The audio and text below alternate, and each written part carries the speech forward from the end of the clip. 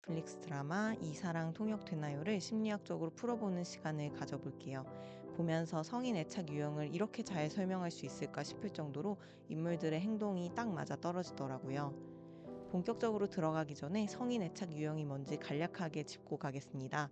크게 두 가지 축으로 나눠서 보는데 자기와 타인을 부정적으로 보는지 긍정적으로 보는지에 따라 네 가지 유형으로 나뉩니다. 흔히 알려진 유형명으로도 말씀드려보면 안정형, 불안형, 회피형, 혼란형인데요. 여기서는 안정형을 제외한 나머지는 모두 불안형이라고 보시면 되고, 저는 네 가지 유형을 안심, 몰두, 거부, 공포로 구분하는 요 성인 애착 모델을 기준으로 설명드릴게요. 차무이가 주호진을 향해 보여준 애착 상태는 몰두였습니다. 부정적 자기와 긍정적 타인이 결합된 유형이죠. 그래서 관계 안에서 상대에게 과하게 매달리거나 집착에 가까운 행동이 반복해서 나타납니다. 사실 이런 모습은 1화에서 전 남친을 향해서도 그랬고요. 차무이가 스스로를 이렇게 부정적으로 바라보게 된 배경에는 분명한 과거 트라우마가 있었어요. 어린 시절 엄마가 동반 자살을 시도하며 온 가족을 죽이려 한 기억을 안고 살아왔죠. 그리고 그 순간 엄마에게 들었던 말이 차무이 안에 깊게 남습니다.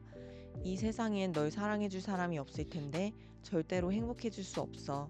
이 말은 차무이 안에 나는 사랑받을 수 없는 사람이라는 인식을 남겼고, 그게 관계 안에서 계속 불안을 만들어냈던 것 같아요. 반면에 주호진은 차무희에게 굉장히 대비되는 인물입니다. 외모 출중하고 능력 뛰어나고 자산도 갖춘 데다 다정한 성격까지. 누가 보더라도 크게 빠지는 게 없는 사람이에요. 특히 차무희가 전 남친의 현 여친에게 자존심이 짓밟히는 순간 그 상황을 모면할 수 있게 도와준 사람이 바로 주호진이었죠. 따라서 차무희에게 주호진은 의심 없이 긍정할 수밖에 없는 존재입니다. 한편 주호진은 스스로가 꽤 잘났다는 걸 잘 아는 사람처럼 보이죠? 자존감이 높고 그걸 넘어서 일종의 긍지 같은 게 느껴져요. 대신 타인에 대해서는 부정하는 거부의 면모를 보입니다. 이건 차무희에게만 해당되는 태도는 아니었어요. 신지선 PD가 섬을 선물로 달라고 했을 때 모른 척하고 넘겼다고 하죠. 그러니까 이 대사는 주호진이 차무희를 유독 이상하게 여기거나 특별히 부정했다기보다는 전반적으로 타인을 쉽게 받아들이지 않는 사람이라는 걸 보여주는 대목이었던 것 같아요.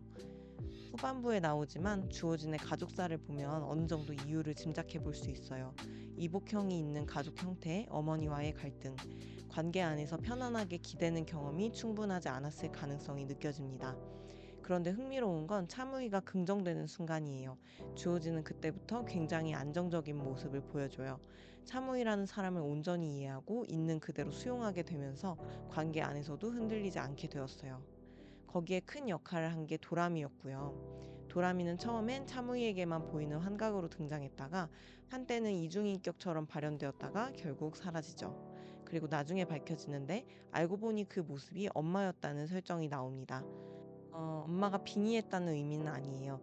사무이는 그동안 도라미가 자신을 월드스타로 만들어준 작품 조용한 여인 속 캐릭터의 분장이라고 자연스럽게 받아들이고 있었는데, 사실은 그 외형이 차무이와 똑같이 생긴 엄마의 모습이었던 거죠.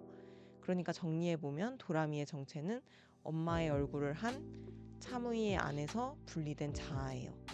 특히 도라미는 차무이가 억압되어 차마 하지 못했던 말이나 행동을 대신해서 참지 않고 그대로 해버리는 존재였죠. 그 덕분에 차무이의 속마음이 필터 없이 드러나게 되고, 결국 도라미는 주호진과 차무이 사이의 통역사 같은 역할을 하게 됩니다. 도라미가 둘만이 공유하는 비밀이었다는 점도 차무이와 주호진이 사랑을 키워가는데 중요한 역할을 했어요. 이 비밀을 함께 나누면서 두 사람 사이에는 자연스럽게 우리만 아는 세계가 만들어졌죠. 한편 주호진의 성인 애착 유형은 기본적으로 타인을 부정하는 거부였지만, 흥미로운 점은 그의 애착 유형과 별개로 성격적 특성이 이 관계에 큰 영향을 주었다는 거예요. 이건 여러 장면에서 드러납니다. 처음 라멘집에서 차무이가 통역을 부탁했을 때도 그렇고, 영화 촬영 중 큰 사고를 당해 차무이가 병원에 입원했을 때도 마찬가지였어요.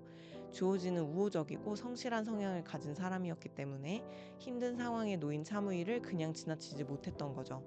그렇게 둘만의 시간이 조금씩 쌓이면서 주호진의 생각에도 변화가 생기고 관계 안에서의 감정 역시 달라지기 시작합니다. 마지막으로 신지선 PD와 김용호 매니저가 너무 뜬금없이 이어졌다는 반응도 좀 있었는데 그렇게 갑작스러운 일은 아니었다는 설명을 얹어볼게요.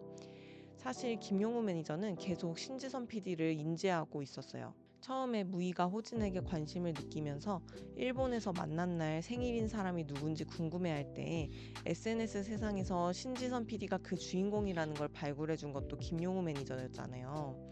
김용호 매니저는 자신이 담당하는 무희를 친누나처럼 잘 챙기고 또 호진의 의리에 반해서 형님이라고 부를 정도인데 무희 누나가 좋아하는 것 같은 호진 형님과 연관이 있는 상대가 신지선 PD인 거예요.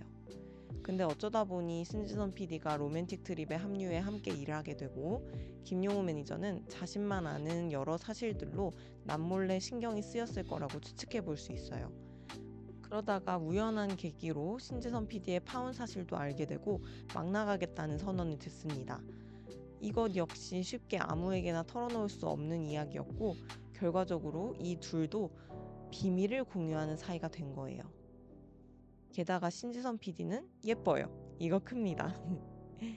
암튼 그 상태에서 또 우연히 신지선 PD가 흐트러진 모습인 채로 마주쳐 김용호 매니저는 신경 쓰이는 걸 숨기지 못하고 서로 도발을 하게 되고 키스로 마지막 방아쇠가 당겨져 오늘부터 1일로 생각했을 정도로 푹 빠졌다라고 정리해 볼 수 있겠습니다.